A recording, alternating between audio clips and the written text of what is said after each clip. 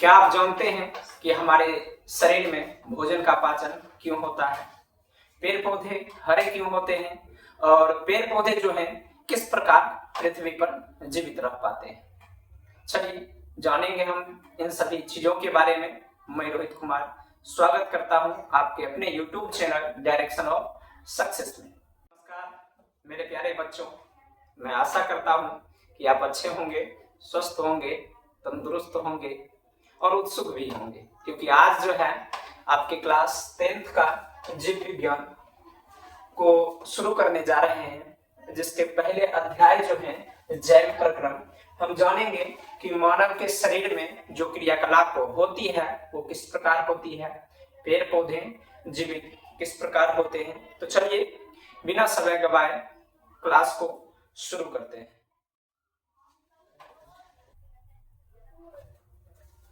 तो चलिए अध्याय को शुरू करने से पहले हम थोड़ा जीव विज्ञान का इंट्रोडक्शन देख लेते हैं, उसके बारे में जान लेते हैं कि जीव विज्ञान क्या है, इसकी उत्पत्ति जो है वो किस प्रकार हुई है।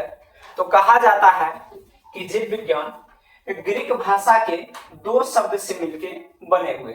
मेरे प्यारे बच्चों, अगर आपसे ये पूछा जाए कि जीव विज्ञान शब्द की उत्पत्ति किस भाषा से हुई है, तो आपको बताना है कि जीव विज्ञान शब्द की उत्पत्ति ग्रीक भाषा से हुई है। पूछा जाएगा कि ग्रीक भाषा के कौन कौन से शब्द हैं, तो याद रखिएगा, एक जो है बायोस जिसका अर्थ होता है जीवन, और एक होता है लोगोस जिसका अर्थ होता है अध्ययन। अर्थात हम यह कह सकते हैं कि जिसमें क्या किया जाता है, जीवन का अध्ययन किया जाता है, उसी को जीव विज्ञान कहते हैं। अगर आपसे कोई पूछे कि जीव विज्ञान किसे कहते हैं, तो याद रखिएगा कि जिसमें जीवों का अध्ययन किया जाता है या जिसमें जीवन का अध्ययन किया जाता है उसे जीव विज्ञान कहा जाता है। मेरे प्यारे बच्चों, अगर आपसे ये पूछा जाए कि जीव विज्ञान के पिता कौन हैं, तो आप बताइएगा कि जीव विज्ञान के पिता अरस्तु हैं। आगे चलते हैं, इनके शाखाओं के बारे में जानते हैं कि जीव विज्ञान जो है इन्हें कितने वर्गों में बांटा गया है और किन किन वर्गों में किन किन चीजों के बारे में हम अध्ययन करते हैं। तो कहा जाता है कि जीव विज्ञान जो है इन्हें दो भागों में बांटा गया है, एक जंतु विज्ञान जिसे हम लोग जूलॉजी कहते हैं, और एक वनस्पति विज्ञान जिसे हम लोग बॉटनी कहते हैं। जंतु विज्ञान हम लोग जानते हैं कि क्या इसमें बताया गया है जंतु के बारे में। जंतु विज्ञान को जूलॉजी कहा जाता है, और जू में हम लोग मुख्यतः देखते हैं कि जंतुओं को रखा जाता है। तो याद रखना है कि जंतु विज्ञान जो है उसमें जंतुओं का अध्ययन किया जाता है। अगर आपसे ये पूछा जाए कि जंतु विज्ञान के पिता कौन हैं, तो याद रखिएगा कि जंतु विज्ञान के भी पिता अरस्तु हैं। आगे है वनस्पति विज्ञान। अगर आपसे पूछा जाए कि वनस्पति विज्ञान क्या है, तो जैसे हम देखें कि जंतु विज्ञान में जंतुओं का अध्ययन किया जाता था, उसी प्रकार जानेंगे कि वनस्पति विज्ञान में किसका अध्ययन किया जाता है। तो वनस्पति विज्ञान में पेड़ पौधों का अध्ययन किया जाता है, और इसके पिता थियोफ्रेस्टस है। अगर आपसे पूछा जाए कि वनस्पति विज्ञान के पिता कौन है, थियोफ्रेस्टस। अगर जीव विज्ञान के पिता कौन है, अरस्तु। जंतु विज्ञान के पिता कौन है, अरस्तु। अगर आपसे ये पूछा जाए कि जीव विज्ञान को कितने भागों में बांटा गया है, तो आपको बताना है कि दो भागों में। ये जो था जीव विज्ञान का थोड़ा सा इंट्रोडक्शन था, ऐसे ये हमारे सिलेबस में नहीं है और इससे किसी भी प्रकार का प्रश्न नहीं पूछा जाता है। चलते हैं, अपना जो अध्याय है उस पर चलते हैं। अध्याय का नाम जो बताया गया है कि जैव प्रक्रम। क्या है? जैव प्रक्रम मतलब जीवों के शरीर में होने वाली क्रियाएं। सबसे पहले हम जानेंगे कि जीव क्या है। चलिए आप लोग बताइए, इसमें कितने बच्चे हैं जिन्हें ये पता है कि जीव क्या है? चलिए कोई बात नहीं, हम बताते हैं कि जीव क्या है।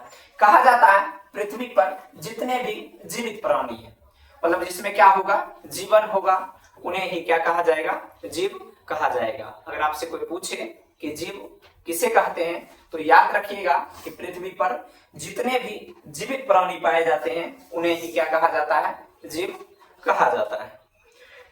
पृथ्वी पर दो प्रकार के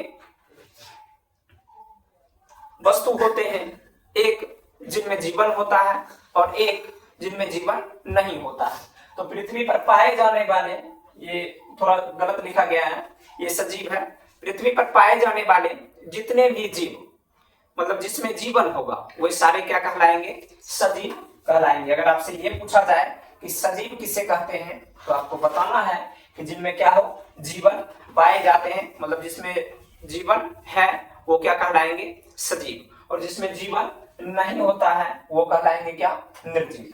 पूछा जाता है, आपके जो सिलेबस है उसमें ऐसा प्रश्न आ जाते हैं कि सजीव और निर्जीव में अंतर लिखें, तो आपको बताना है कि सजीव उन प्राणी को कहते हैं जिसमें क्या होता है? जीवन होता है, और निर्जीव उन्हें कहते हैं जिनमें जीवन नहीं होता है। और भी सजीव के कुछ विशेषता हैं, जैसे सजीव जनन कर सकते हैं, श्वसन कर सकते हैं, उत्सर्जन कर सकते हैं, पोषण कर सकते हैं, और ये सारी क्रियाएं जो है वो निर्जीव में नहीं होती है। तो चलिए सजीव अभी जो है हम जानेंगे, सजीव के अंदर जो क्रियाकलाप होता है, इनके शरीर के अंदर जो क्रियाकलाप होता है उनके बारे में जानेंगे। अब जो है मुख्यतः हम चलते हैं अपने अध्याय पर। पहला दिया गया है, एक एक जो पॉइंट है उसको सही तरीके से क्या किया जाएगा? समझाया जाएगा। पहला पॉइंट दिया गया है कि जैव प्रक्रम क्या है, या जैव प्रक्रम किसे कहते हैं। तो आपको याद रखना है कि वे सारी क्रियाएं जिनके द्वारा जीव जो है वो क्या करते हैं? अनुरक्षण करते हैं। मतलब हम पृथ्वी पर निवास कर रहे हैं, अपने सारे शरीर को क्या करते हैं? सुरक्षा प्रदान करते हैं। तो जिन जिन क्रियाओं से करते हैं उन्हीं को कहा जाता है क्या चीज? जैव प्रक्रम कहा जाता है। अनुरक्षण मतलब होता है कि स्वयं को क्या करना? बचाना। क्या होता है? अनुरक्षण मतलब स्वयं को क्या करना? बचाना। तो जिन जिन क्रियाओं से हम अपने शरीर को क्या करते हैं? बचाते हैं, वृद्धि करवाते हैं, लड़ पाते हैं, उन्हीं को कहा जाता है क्या? जैव प्रक्रम। हमारे शरीर के अंदर अनेक प्रकार की क्रियाएं होती है। चलिए उनके बारे में हम देखते हैं। सबसे पहला जो क्रिया है वो है पोषण। आपने देखा होगा कि एक बच्चे का जो जन्म होता है वो बहुत छोटा होता है, मतलब 1 केजी का हो, 2 केजी का हो, जो भी है। लेकिन जब वो बड़ा हो जाता है तो वही 50 केजी, 60 केजी, 70 केजी का हो जाता है। हंसी आ रहा है, क्या होता है? 70 केजी, 80 केजी, 200 केजी का हो जाता है। वो मोटी भैंस जिसे, मतलब इस प्रकार हमारे शरीर का क्या होता है? वृद्धि होता है। तो किन कारण से वृद्धि होता है? तो कहा जाता है, उसी को हम लोग कहते हैं क्या चीज? पोषण कहते हैं। क्या कहते हैं? पोषण। क्योंकि जो एक नवजात शिशु होता है, जो एक छोटा बच्चा होता है, उसे क्या किया जाता है? पोषक तत्व खिलाया जाता है। मतलब माँ का स्तनपान करवाया जाता है, दुग्ध दिया जाता है, और भी बाहरी पोषक तत्व दिया जाता है, जिसको वो क्या करता है? ग्रहण करता है, और ग्रहण करके अपने शरीर का क्या करता है? विकास करता है। मेरे प्यारे बच्चों, अगर आपसे ये पूछा जाए कि पोषण किसे कहते हैं, तो याद रखिएगा कि वह विधि जिसके द्वारा जीव पोषक तत्वों को ग्रहण कर उसका उपयोग करते हैं, और इन्हीं के कारण हमारे शरीर में क्या होता है? वृद्धि, विकास होता है। इसी को हम लोग क्या कहते हैं? पोषण कहते हैं। समझ आ रहा है? आवाज नहीं आ रहा। चलो अगला जो क्रिया है वो है श्वसन। क्या है? श्वसन। पोषण की याद रखिएगा, जो पोषण की जो क्रिया शुरू होती है वो मुख गुहा से शुरू होती है। कहां से शुरू होती है? तो याद रखिएगा, मुख गुहा से। कहां से शुरू होती है? तो मुख गुहा से शुरू होती है। और आपसे पूछा जाएगा कि जो क्रिया समाप्त होती है वो कहां? तो वो होती है मल द्वार से। कहां से? मल द्वार से वो क्या होती है? समाप्त होती है। अगला चलेंगे श्वसन। हम लोग जानते हैं कि हम लोग क्या करते हैं? वातावरण से ऑक्सीजन को ग्रहण करते हैं और कार्बन डाइऑक्साइड छोड़ते हैं। क्या करते हैं? ऑक्सीजन को ग्रहण करते हैं और कार्बन डाइऑक्साइड को छोड़ते हैं। और पृथ्वी पर जो पेड़ पौधे पाए जाते हैं वो कार्बन डाइऑक्साइड को क्या करते हैं? ग्रहण करते हैं और ऑक्सीजन छोड़ते हैं। तो हम मुख्यतः ये कह सकते हैं कि ऊर्जा की प्राप्ति के लिए वातावरण से ऑक्सीजन को लेना और कार्बन डाइऑक्साइड को क्या करना? छोड़ना। इन क्रिया को ही हम लोग क्या कहते हैं? श्वसन कहते हैं। अगर आपसे ये पूछा जाए कि श्वसन की क्रिया जो होती है वह कहां से शुरू होती है, तो आप याद रखिएगा कि श्वसन की क्रिया जो है वो नासिका छिद्र से शुरू होती है। आपसे ये पूछा जाएगा कि मुख्यतः जो हमारा मुख्य श्वसन अंग है वह क्या है, तो याद रखिएगा हमारा मुख्य श्वसन अंग जो है वह फेफड़ा है। क्या है? फेफड़ा है। और श्वसन क्रिया के द्वारा ही हमारे शरीर को ऊर्जा की प्राप्ति होती है। आपसे ये पूछा जाए कि मनुष्य का प्रमुख श्वसन अंग क्या है, तो आपको बताना है क्या कि फेफड़ा। फेफड़ा क्या है? मनुष्य का प्रमुख श्वसन अंग है। आगे चलते हैं, परिसंचरण तंत्र।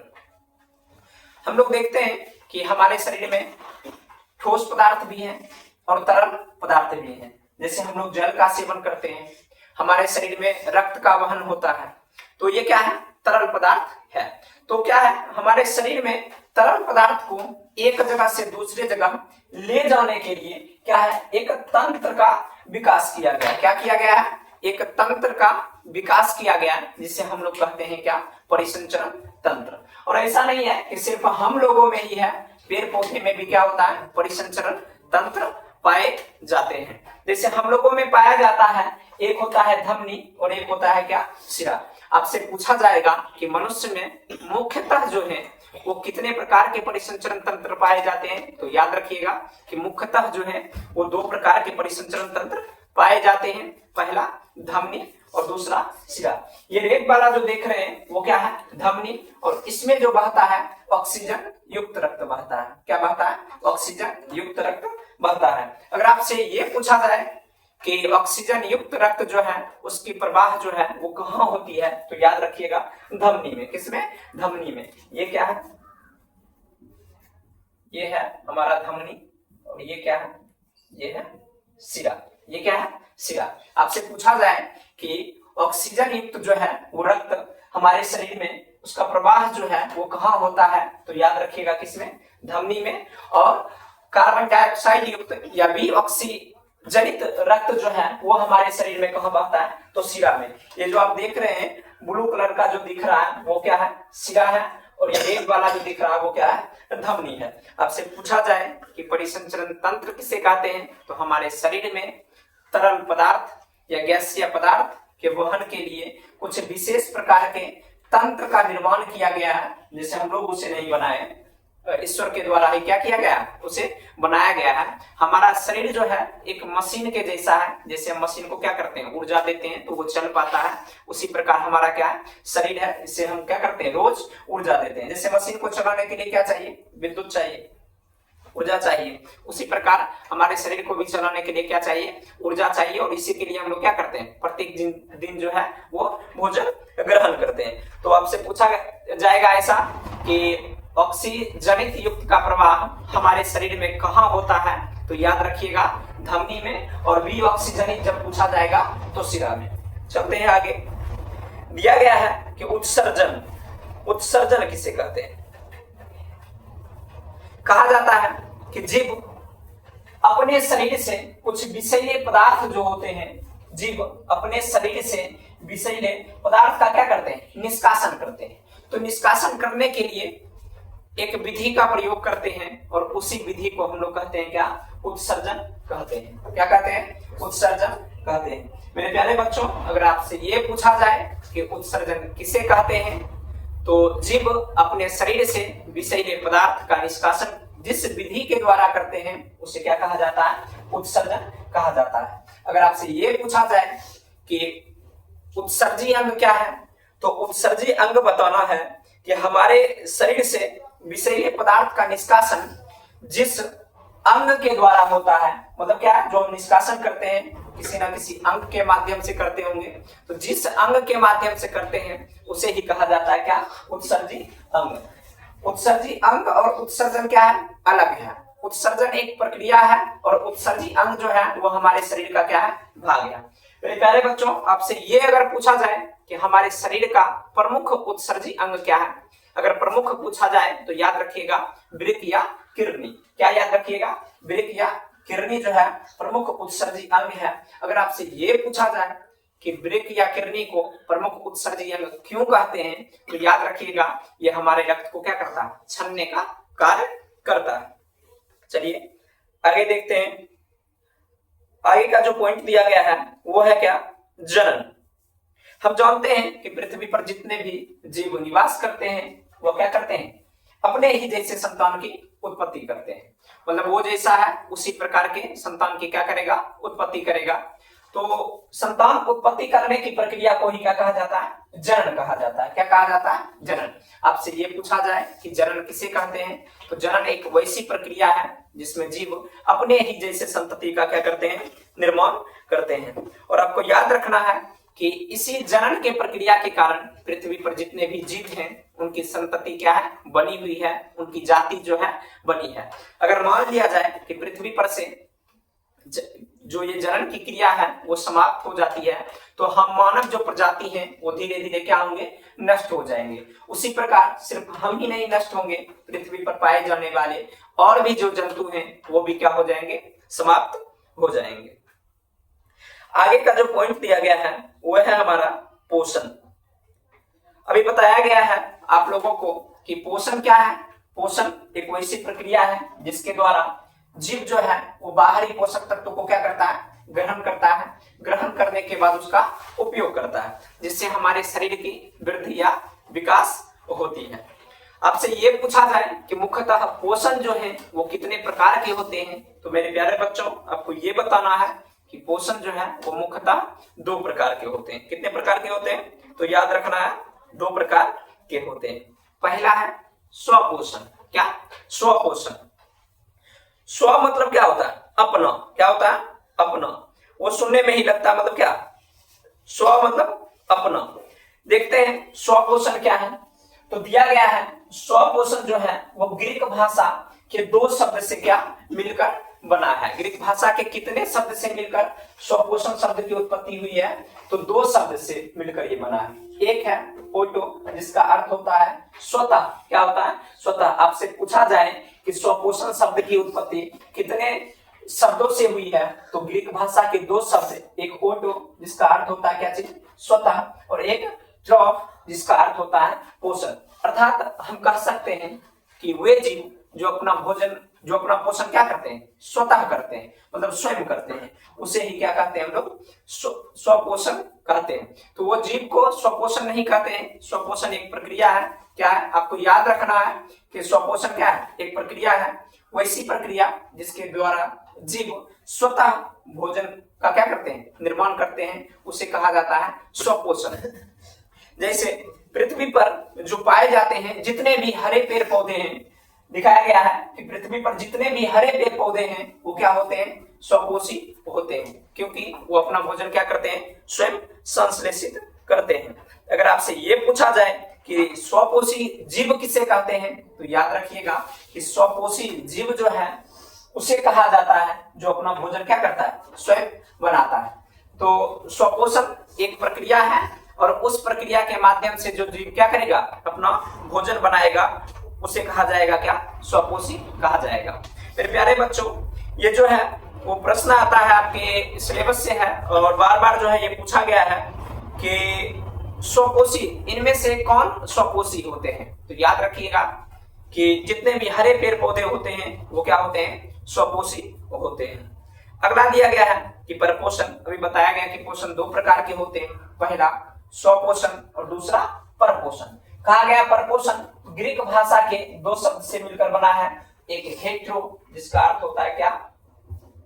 विषम, या भी एक ट्रॉफ जिसका अर्थ होता है क्या? पोषण। पर मतलब होता है दूसरा। क्या होता है? पर मतलब दूसरा। तो याद रखना है कि वैसे जीव जो अपना भोजन क्या करेंगे? स्वयं संश्लेषित नहीं करेंगे, किसी अन्य जीव पर आश्रित रहेंगे। क्या करेंगे? किसी अन्य जीव पर आश्रित रहेंगे, उन्हें ही क्या कहा जाता है? परपोषी जीव। और जिस प्रक्रिया पर ये आश्रित रहते हैं उसे कहा जाता है क्या चीज? परपोषण। हम अपने आसपास जितने भी जंतुओं को देखते हैं, जैसे हम लोग हो गए, कुत्ता हो गया, बिल्ली हो गया, ये सब क्या है? परपोषी जीव है। क्या है? परपोषी जीव है, क्योंकि ये जो है स्वतः अपने भोजन का क्या करता है? निर्माण नहीं करता है। आपसे पूछा जाए कि निम्न में से कौन परपोषी नहीं है, तो याद रखिएगा हरे पेड़ पौधे, क्योंकि अभी बताया गया है कि हरे पेड़ पौधे क्या होते हैं? स्वपोषी होते हैं। इसके अलावे जो भी होते हैं वो क्या होते हैं? परपोषी होते हैं। लेकिन एक अपवाद में है, आपने नाम सुना होगा अमरबेल। क्या सुना होगा? अमरबेल। देखिए इस प्रकार का ये जो अमरबेल है, आपने देखा होगा कि पेड़ पौधों पर इस प्रकार की लताएं उगी लगती है। इसे कहा जाता है क्या चीज? अमरबेल। क्या कहा जाता है? अमरबेल। अपवाद में है ये, क्योंकि ये क्या है? परपोषी है, ये अपना भोजन स्वयं संश्लेषित नहीं करता है। इसके बारे में देखेंगे आगे, चलते हैं परपोषण पर। अपवाद में क्या रखना है? अमरबेल को रखना है, क्योंकि अमरबेल जो है क्या है? एक पौधा है लेकिन परपोषी है। क्यों? क्योंकि ये अपना भोजन क्या करता है? स्वयं संश्लेषित नहीं करता है, किसी अन्य जीवों पर आश्रित रहता है। परपोषण जो है वो मुख्यतः 3 प्रकार के होते हैं। आपसे ये पूछा जाए कि परपोषण कितने प्रकार के होते हैं, तो 3 प्रकार के। पोषण कितने प्रकार के होते हैं, तो 2 प्रकार के। पेड़ पौधे क्या है, तो स्वपोषी है। अमरबेल क्या है? परपोषी है। परपोषण जो है उसका जो पहला प्रकार है मृत जीवी। क्या है? मृत जीवी। मृत मतलब होता है मरा हुआ। क्या होता है? मृत मतलब मरा हुआ। तो याद रखिएगा, ये जो है ये भी ग्रीक भाषा के 2 शब्द से बना है। एक सेप्रोस, क्या? एक सेप्रोस, जिसका अर्थ होता है अवशोषण। क्या होता है? अवशोषण। एक ही भाषा के, ग्रीक भाषा के एक शब्द से ही बना है। एक सेप्रोस, जिसका अर्थ होता है क्या? अवशोषण। मृत जीवी है, मतलब ये क्या करेगा कि जितने भी पृथ्वी पर मरे हुए जीव हैं उनसे ये अपना भोजन क्या करेगा? संश्लेषित करेगा। पृथ्वी पर जितने भी मरे जीव हैं उनसे जो अपना भोजन क्या करता है? संश्लेषित करता है, उसे ही कहा जाता है क्या? मृत जीवी। और पोषण की प्रक्रिया को कहा जाता है मृत जीवी पोषण। भाषा में किस प्रकार लिखना है? तो जो जीव मृत और सड़े हुए कार्बनिक पदार्थ से भोजन प्राप्त करते हैं उसे मृत जीवी कहा जाता है। और इसे सेप्रोफाइटिक पोषण भी कहा जाता है, क्योंकि अभी बताए हैं ये ग्रीक भाषा के सेप्रोस शब्द से बना हुआ है। आपसे पूछा जाएगा और यहाँ से प्रश्न आता है कि कवक क्या है, तो याद रखिएगा कवक जो है क्या? वो मृत जीवी है। बैक्टीरिया क्या है? मृत जीवी है। प्रोटोजोआ क्या है? मृत जीवी है। अमरबेल क्या है? परजीवी है। क्या है? परजीवी है। चलते हैं अगला जो है परपोषण का वो दूसरा प्रकार। दूसरा प्रकार से पहले देखते हैं कि अपघटक किसे कहा जाता है। हम देखते हैं आसपास जितने भी जीव हैं वो क्या होते हैं? उनके शरीर का नाश होता है। मतलब जो जन्म लिया है वो क्या करेगा? एक ना एक दिन मरेगा। मरने के बाद क्या उसका शरीर नष्ट होता है? नष्ट होता है तो वो किनके कारण होता है? तो याद रखिएगा, जो हमारा शरीर जो है वो सड़ता गलता है और उसमें अहम भूमिका होती है किसकी? अपघटक की। किसकी? अपघटक की। तो वो क्या करता है? हमारे शरीर को वो खाता है और उससे हमारे शरीर में जो भी है ऊर्जा वो उसको क्या करता है? अवशोषण करता है। आपसे पूछा जाए कि अपघटक किसे कहते हैं, तो पृथ्वी पर पाए जाने वाले वे जीव जो सड़े गले जीवों का क्या करते हैं? अपघटन करते हैं, उनसे ऊर्जा की प्राप्ति करते हैं, उन्हें कहा जाता है क्या? अपघटक। अगला है परजीवी किसे कहते हैं। तो परजीवी जो है यह परपोषण का प्रकार है।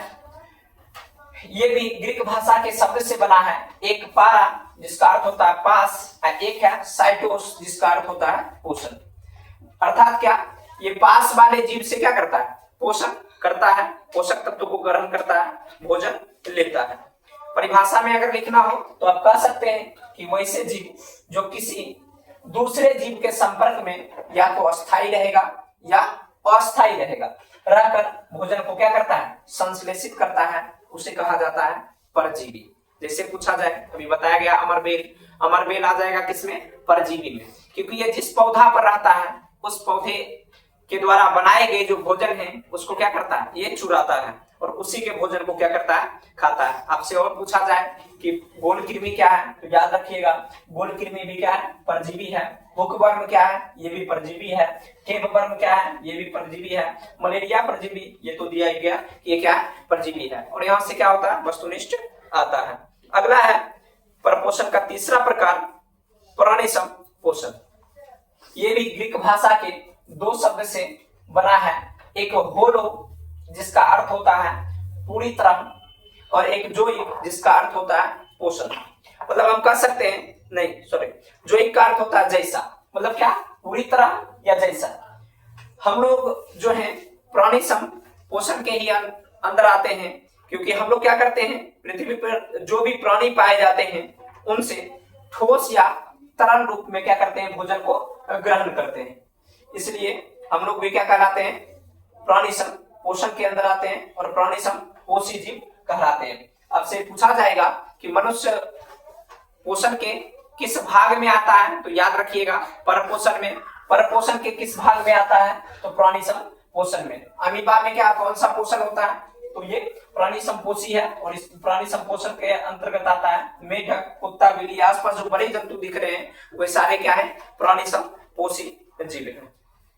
ये तो था पोषण का प्रकार। अब चलेंगे हम पौधे में, क्योंकि हम देखते हैं अपने आसपास जो भी पौधे हैं उन्हें किन्हीं के द्वारा भोजन अलग से प्रदान नहीं किया जाता है। जैसे घर में, हमारे घर में माँ है, वो क्या करती है, भोजन का निर्माण करती है और वो भोजन हम क्या करते हैं, ग्रहण करते हैं। लेकिन देखते हैं कि पेड़ पौधा जो है वो अलग से किसी भी प्रकार का कोई बर्तन या गैस चूल्हा या किसी भी प्रकार का ईंधन नहीं लेता है, जिससे वो बाहरी रूप से वो क्या करता है, भोजन का निर्माण करता है। तो जानेंगे कि पेड़ पौधे में पोषण किस प्रकार होता है। अभी बताया गया था आप लोगों को कि पेड़ पौधे जो होते हैं वो क्या होते हैं, स्वपोषी होते हैं, वस्तुनिष्ठ में आता ही है। कुछ ऐसे पेड़ पौधे होते हैं जो क्या होते हैं, अपना भोजन स्वयं संश्लेषित नहीं करते हैं, किसी अन्य जीवों पर आश्रित होते हैं। अभी बताया गया था अमरबेल। और एक और याद रखना, क्या, गोबर छत्ता या मशरूम। आपने देखा होगा इसको कि ये क्या होता है, सड़े गले जीवों पर उग जाता है। यह है गोबर छत्ता, इसी को हम लोग क्या कहते हैं, मशरूम भी कहते हैं। मतलब ये जो है क्या, ये मृतजीवी के अंतर्गत आता है और ये अपना भोजन जो है स्वयं संश्लेषित नहीं करता है। आगे चलेंगे। जो भोजन है ये पेड़ पौधे के द्वारा एक विशेष प्रक्रिया के द्वारा बनाया जाता है। जैसे घर में जो है गैस का प्रयोग किया जाता है, अलग अलग प्रकार के ईंधनों का प्रयोग किया जाता है, तो पेड़ पौधे भी क्या करते हैं, कुछ ईंधन का इस्तेमाल करते हैं। जैसे हम लोगों का जो खाना बनता है हम लोग उसको बनते देखते हैं, लेकिन पेड़ पौधा का जो वो भोजन बनता है उसे हम बनते नहीं देख सकते हैं, क्योंकि वो विशेष प्रक्रिया के द्वारा क्या करता है, अपने भोजन का निर्माण करता है, जिसे हम लोग क्या कहते हैं, प्रकाश संश्लेषण कहते हैं। क्या कहते हैं, प्रकाश संश्लेषण। आपसे पूछा जाए कि प्रकाश संश्लेषण किसे कहते हैं, तो आप बताइएगा कि वह प्रक्रिया जिसके द्वारा पेड़ पौधा जो है अपना भोजन बनाता है उसे हम लोग कहते हैं क्या चीज, प्रकाश संश्लेषण की अभिक्रिया। देखेंगे प्रकाश संश्लेषण में जो पेड़ पौधा है वो किन किन चीजों से अपने भोजन का निर्माण करता है। तो मुख्यतः जो है उसमें सूर्य के प्रकाश का होना बहुत जरूरी है, क्लोरोफिल होना जरूरी है, उसके बाद जो है वो कार्बन डाइऑक्साइड का होना जरूरी है। ये जो है ये तीन चीज जो है वो मुख्यतः पेड़ पौधे के लिए क्या जरूरी है। और एक जो है वो उसके पत्तियों में ही पाया जाता है, जिसे हम लोग कहते हैं क्या, क्लोरोफिल। क्या कहते हैं, क्लोरोफिल। इस चार घटक के सहायता से पेड़ पौधा जो है वो अपना भोजन का क्या करता है, निर्माण करता है। आपसे पूछा जाए कि प्रकाश संश्लेषण के लिए कौन कौन से तत्वों की आवश्यकता होती है या घटक की आवश्यकता होती है, तो आपको बताना है कि क्लोरोफिल, सूर्य का प्रकाश, कार्बन डाइऑक्साइड, जल और खनिज लवण। सॉरी, इसमें कार्बन डाइऑक्साइड जो है वो नहीं लिखा गया है, मतलब ये सब चाहिए और ये सब मिलेगा तभी वो क्या कर पाएगा, प्रकाश संश्लेषण की क्रिया कर पाएगा, अन्यथा जो है वो भोजन का निर्माण नहीं कर पाएगा। जब क्या है, जैसे हम लोग खाना बनाते हैं तो अगर चावल दाल बनाना है तो हम लोग क्या करते हैं, चावल लेते हैं, दाल लेते हैं और उसे अलग अलग बनाते हैं। पेड़ पौधे भी अपना भोजन बनाते होंगे। बनाने के बाद जब हम क्या करते हैं, चावल लेते हैं, दाल लेते हैं, नमक पानी ये सब डालकर बना लेते हैं खिचड़ी। क्या बनाते हैं, खिचड़ी। तो हो सकता है ये जो पेड़ पौधा है क्लोरोफिल लेता है, सूर्य का प्रकाश लेता है, कार्बन डाइऑक्साइड लेता है, वो भी क्या करता होगा, किसी ना किसी पदार्थ का निर्माण करता है होगा। आपसे ये पूछा जाए कि प्रकाश संश्लेषण से वो जो प्रक्रिया करता है उससे किन किन चीजों का निर्माण करता है, तो आपको याद रखना है कि वो ग्लूकोज का निर्माण करता है, जल का निर्माण करता है, ऑक्सीजन का निर्माण करता है। ये हो गया क्या, प्रकाश संश्लेषण का उत्पाद। आपसे पूछा जाएगा कि प्रकाश संश्लेषण के उत्पाद का नाम लिखें, तो ये हो जाएगा ग्लूकोज, जल और ऑक्सीजन। प्रकाश संश्लेषण के लिए क्या क्या चाहिए, तो क्लोरोफिल चाहिए, सूर्य का प्रकाश चाहिए, जल चाहिए, खनिज लवण चाहिए, कार्बन डाइऑक्साइड चाहिए। आगे देखेंगे, आगे जो है अक्सर देखा जाता है कि एग्जाम में पूछा जाता है कि प्रकाश संश्लेषण की अभिक्रिया क्या है, इसे समीकरण से क्या करें, व्यक्त करें। तो आपको लिखना है कि वैसी अभिक्रिया जिसके द्वारा पेड़ पौधे क्या करते हैं, भोजन का निर्माण करते हैं। उन्हें प्रकाश संश्लेषण की अभिक्रिया कहा जाता है। आपको ये भी बताया गया कि इनमें घटक क्या क्या होते हैं, तो उन्हें ही क्या करना है, रासायनिक जो है संकेत के माध्यम से लिखना। कार्बन डाइऑक्साइड, जल, क्लोरोफिल, सूर्य का प्रकाश, इन चारों तत्वों को वो क्या करते हैं, लेते हैं, फिर बनाते हैं क्या चीज, ग्लूकोज और जल। क्या बनाते हैं, जल। और इसी में ऑक्सीजन का क्या होता है, उत्सर्जन होता है। अगर आपसे कोई पूछे कि प्रकाश संश्लेषण के अभिक्रिया को समीकरण से लिखना है, तो आपको क्या करे लिखना है, 6CO2, 12H2O, क्लोरोफिल, सूर्य का प्रकाश, उसके बाद क्या, C6H12O6 मतलब ग्लूकोज, 6H2O, और यहाँ क्या करना है, पीछे हम लिख सकते हैं O2। क्या लिख सकते हैं, O2, 6O2। क्या लिखना है, 6O2। या ये भी रासायनिक समीकरण क्या है, ये भी सही है। आगे चलेंगे कि पेड़ पौधे में जो भोजन बनता है, जैसे हम लोगों का भोजन जो बनता है उसमें गैस चूल्हा बर्तन का इस्तेमाल करते हैं, उसी तरह पेड़ पौधा भी क्या करता होगा, कुछ ना कुछ जो है बर्तन के स्वरूप में इस्तेमाल करता होगा। तो पेड़ पौधे में पत्तियां पाई जाती है। क्या पाई जाती है, पत्तियां पाई जाती है। वही उसके लिए क्या करता है, बर्तन का कार्य करता है। किसका कार्य करता है, बर्तन का कार्य करता है। देखेंगे कि पेड़ पौधे के किन किन भागों में किन किन पदार्थों का निर्माण होता है। कहा जाता है कि पेड़ पौधे के भोजन निर्माण के लिए जो है पत्ती का अहम योगदान होता है।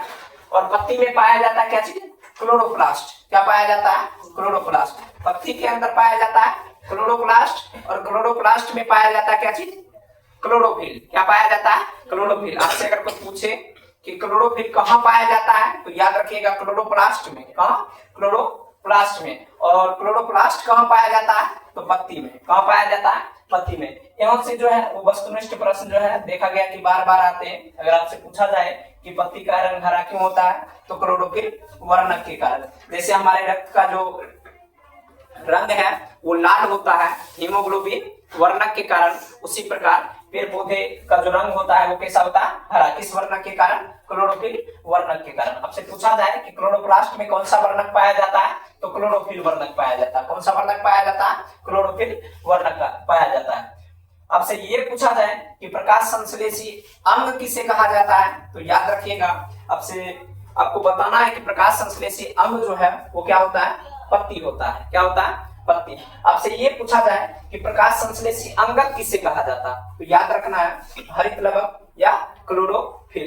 क्लोरोफिल को क्या कहा जाता है, प्रकाश संश्लेषी अंगक कहा जाता है। क्या कहा जाता है, प्रकाश संश्लेषी अंगक कहा जाता है। और पत्ती को क्या कहा जाता है, प्रकाश संश्लेषी अंग कहा जाता है। अगर इस प्रकार का प्रश्न आए कि प्रकाश संश्लेषी इकाई किसे कहते हैं, तो आपको बताना है कि प्रकाश संश्लेषी इकाई जो होता है वो क्लोरोफिल का अणु होता है। क्या होता है, क्लोरोफिल के अणु को क्या कहा जाता है, प्रकाश संश्लेषी इकाई कहा जाता है। जैसे हमारे शरीर से क्या निकलता है, गैस निकलता है, पसीना निकलता है, तो उसके लिए क्या है, अलग अलग प्रकार के ग्रंथि है, उत्सर्जन ग्रंथि है। उसी प्रकार जो है पेड़ पौधे भी अपने शरीर से गैस का निष्कासन करते हैं, जल का निष्कासन करते हैं, और उसके लिए एक विशेष प्रकार का क्या होता है, उनके पत्तियों में अंग पाया जाता है, जिसे हम लोग कहते हैं क्या, स्टोमाटा या रंध्र। क्या कहते हैं, स्टोमाटा या रंध्र। आपसे पूछा जाए कि स्टोमाटा या रंध्र किसे कहते हैं, तो पत्तियों में पाई जाने वाली छोटे छोटे छिद्र जिसके सहायता से पेड़ पौधे गैस तथा जल का निष्कासन करते हैं, उन्हें क्या कहा जाता है, स्टोमाटा या रंध्र। आपसे ये पूछा जाएगा कि गैस का निष्कासन किस विधि द्वारा करते हैं, तो याद रखिएगा विसरण विधि के द्वारा। किस विधि द्वारा, विसरण विधि द्वारा। ये जो है इनका रंध्र, इसमें एक कोशिका पाई जाती है जो उसे खोलने और बंद करने का कार्य करती है, मतलब रंध्र पर क्या करती है, नियंत्रण करती है। आपसे पूछा जाएगा कि स्टोमाटा के खुलने या बंद होने की प्रक्रिया को कौन नियंत्रित करता है, तो याद रखिएगा द्वार कोशिका, गलत लिखा गया है, द्वारा लिखा गया, द्वार कोशिका या गार्ड कोशिका। ये क्या करती है, स्टोमाटा को खुलने और बंद होने की क्रिया को नियंत्रित करती है। क्योंकि गर्मी में जो है स्टोमाटा वो क्या होता है, अधिक खुलता है, क्योंकि वाष्पोत्सर्जन की क्रिया अधिक होती है, और जब वाष्पोत्सर्जन की क्रिया अधिक होगी तो क्या होगा, जल अधिक निकलेगा, जिसके कारण जो है स्टोमाटा का द्वार जो है वो ज्यादा खुलता है। और इसको नियंत्रित किया जाता है किसके द्वारा, द्वार कोशिका या गार्ड कोशिका के द्वारा। और इसी से क्या करती है, जो पेड़ पौधे हैं वो अपने पत्तियों के स्टोमाटा के माध्यम से गैस तथा जलों का निष्कासन करते हैं। ये क्या है, स्टोमाटा है। इसमें ये जो दिखाया गया है ये इसका क्या है, द्वार कोशिका है। इसमें जो वो पाए जाते हैं हरितलवक, ये हरितलवक हो गया। ये क्या है, बंद रंध्र है। जब रात के समय जो होता है ये बंद रहता है क्योंकि वाष्पोत्सर्जन की क्रिया कम होती है तापमान कम होने के कारण। और ये क्या है, खुला हुआ रंध्र है, जो क्या होता है दिन के समय ये ज्यादा खुला हुआ होता है क्योंकि धूप अधिक होता है, वाष्पोत्सर्जन की क्रिया अधिक तो होती है। आगे देखते हैं, आगे दिया गया है, ये बार बार पूछा गया जो प्रश्न है कि प्रकाश संश्लेषण के लिए क्लोरोफिल क्यों आवश्यक है। आपसे ये पूछा जाए कि प्रकाश संश्लेषण के लिए क्लोरोफिल जो है वो क्यों आवश्यक है, तो आपको लिखना है कि क्लोरोफिल जो है एक ऐसा वर्णक है। पहले इधर देख लेते हैं फिर आपको समझाते हैं। प्रकाश संश्लेषण के लिए क्लोरोफिल इसलिए आवश्यक है क्योंकि यह सूर्य के प्रकाश को अवशोषित करता है और उससे ऊर्जा के रूप में क्या करता है, परिवर्तित करता है। और इसी के कारण जो है कार्बन डाइऑक्साइड और जल से ग्लूकोज का निर्माण होता है। आप इस प्रकार लिख सकते हैं कि जो पेड़ पौधे हैं वो क्लोरोफिल के सहायता से ही क्या कर पाते हैं, सूर्य के प्रकाश को अवशोषित कर पाते हैं और अपना जो है ऊर्जा, जिसे हम लोग कहते हैं क्या, ग्लूकोज, उसका निर्माण कर पाते हैं। आगे दिया गया है कि पेड़ पौधे के लिए CO2 क्यों आवश्यक है। आपसे पूछा जाएगा कि पेड़ पौधे जो हैं वो प्रकाश संश्लेषण में CO2 को क्यों लेते हैं, तो लिखना है प्रकाश संश्लेषण के लिए CO2 इसलिए आवश्यक है क्योंकि पेड़ पौधे CO2 के सहायता से कार्बोहाइड्रेट का निर्माण करते हैं। मतलब पेड़ पौधे में जो है कार्बोहाइड्रेट का निर्माण तभी हो सकता है जब वो प्रकाश संश्लेषण में किसको भाग लेंगे, इधर CO2 को मिलाएंगे, जोड़ेंगे, तभी क्या होगा, कार्बोहाइड्रेट का निर्माण होगा। आगे जो दिया गया है कि प्रकाश संश्लेषण के लिए जल क्यों आवश्यक है, ये भी प्रश्न जो है वो कभी कभी पूछा गया है। इसमें मुख्य जो पूछा गया है कि क्लोरोफिल क्यों आवश्यक है, पूछा जाएगा कि जल क्यों आवश्यक है। तो प्रकाश संश्लेषण की अभिक्रिया में पौधों को जल से क्या मिलता है, हाइड्रोजन मिलता है। और हाइड्रोजन के कारण क्या बना पाते हैं, ये ग्लूकोज का निर्माण कर पाते हैं। दिया गया कि जिसके कारण वह कार्बन डाइऑक्साइड तथा सूर्य के प्रकाश को अवशोषित करते हैं। ये क्या कर पाते हैं, ये जो प्रकाश संश्लेषण में जल जो होता है, जल से हाइड्रोजन मिलता है और अभिक्रिया में पहले से ही शामिल किया जाता है कार्बन डाइऑक्साइड और सूर्य के प्रकाश को, और इन सबों को मिलाकर ही क्या करते हैं, ये ग्लूकोज का निर्माण करते हैं। इसलिए प्रकाश संश्लेषण में जल की महत्ता होती है या जल को शामिल किया जाता है। अगला दिया गया है कि प्रकाश संश्लेषण में सूर्य का प्रकाश का होना क्यों आवश्यक है। तो सूर्य का प्रकाश जो है वही क्या करता है, कार्बन डाइऑक्साइड और जल के अणुओं को तोड़ता है। यहाँ अणु लिखा गया है, ये भी गलत लिखा हुआ है। कार्बन डाइऑक्साइड और जल के अणुओं को तोड़ता है जिससे कार्बोहाइड्रेट और ऑक्सीजन का निर्माण हो पाता है। इसीलिए जो प्रकाश संश्लेषण की क्रिया है उसमें सूर्य के प्रकाश का होना आवश्यक है। अक्सर देखा गया है कि इस अध्याय से एक ये जो प्रश्न है वो कई बार पूछा जा चुका है कि आप एक क्या करें, एक प्रयोग करें और प्रयोग करके बताएं कि पौधे का जो रंग होता है हरा, क्लोरोफिल वर्णक के ही कारण होता है। मतलब पौधे के पत्तियों में जो है हरा रंग पाया ही जाता है। तो चलिए हम क्या करते हैं, आज इस पर प्रयोग करते हैं। आपने अपने घर के आसपास देखा होगा इस प्रकार का पौधा क्या किया जाता है, बगीचाओं में लगाया जाता है। तो इस पौधे का नाम है क्रोटन। क्या है, क्रोटन। इसकी जो पत्तियां होती है वो रंगीन होती है। कुछ भाग जो होते हैं उस पर क्लोरोफिल पाए जाते हैं और कुछ भाग जो है उन पर क्लोरोफिल नहीं पाए जाते। ये जो प्रयोग है इसके लिए ये पौधा जो है वो ज्यादा सटीक था, इसी के लिए इस पौधे को लिया गया है क्योंकि इसके जो भाग होते हैं उसके कुछ ही भागों पर क्या होता है, क्लोरोफिल पाया जाता है। हमें किस प्रकार लिखना है, तो हम क्या करेंगे, सबसे पहले इस क्रोटन के पौधे को लेंगे, उस पौधे को 3-4 दिन जो है वो अंधेरे में रखेंगे ताकि उसमें क्या हो जाए, स्टार्च की मात्रा बढ़ जाए। क्या हो जाए, स्टार्च की मात्रा बढ़ जाए। जब उसे हम क्या करेंगे, अंधेरे में रखेंगे तो उस पौधे में स्टार्च की मात्रा क्या होगी, बढ़ जाएगी। उसके बाद फिर उसे क्या करेंगे, 3-4 दिन करीब धूप में रखेंगे।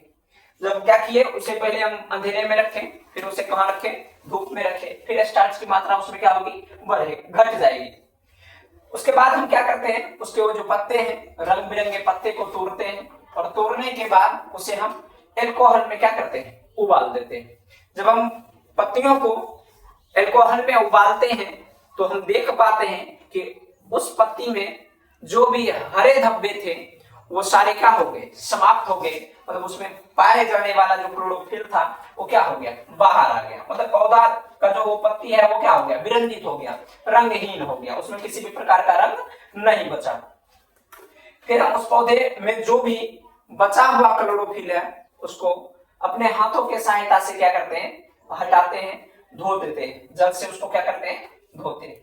फिर हम उस पौधे पर आयोडीन का घोल डालते हैं। क्या करते हैं, आयोडीन का घोल डालते हैं। और जैसे ही हम घोल डालते हैं तो हम देख पाते हैं कि जहां जहां पौधे में क्लोरोफिल नहीं था वहां जो है, वहां का वो जो है, जब आयोडीन का विलयन उस पर डाला जाता है तो नीला और काला रंग नहीं बनता है। मतलब जिस भाग पर क्लोरोफिल नहीं था वहां क्या होता है, नीला या काला रंग नहीं बनता है। किसके डालने के बाद, आयोडीन के डालने के बाद। और उस भाग पर जब आयोडीन के घोल को डाला जाता है जहां पहले से क्लोरोफिल था या पत्ती क्या था, हरा था, तो हम देख पाते हैं कि उसका रंग क्या हो जाता है, नीला या काला हो जाता है। इससे हम कह सकते हैं कि पौधे के पत्तियों में क्या पाया जाता है, क्लोरोफिल वर्णक पाया जाता है। तो आज जो है, आज हम जाने क्या, पोषण क्या है, पोषण के प्रकार कितने होते हैं, पौधों में पोषण किस प्रकार होता है, प्रकाश संश्लेषण के सारे प्रक्रिया के बारे में क्या किए, हम जाने। अगला जो क्लास होगा वो क्लास होगा किसमें, जंतुओं में पोषण। जंतुओं में पोषण अगले दिन हम जानेंगे कि हमारे शरीर के अंदर जो है क्रियाकलाप वो किस प्रकार होता है। तो चलिए आज के लिए बस इतना ही, मिलते हैं अगले क्लास में।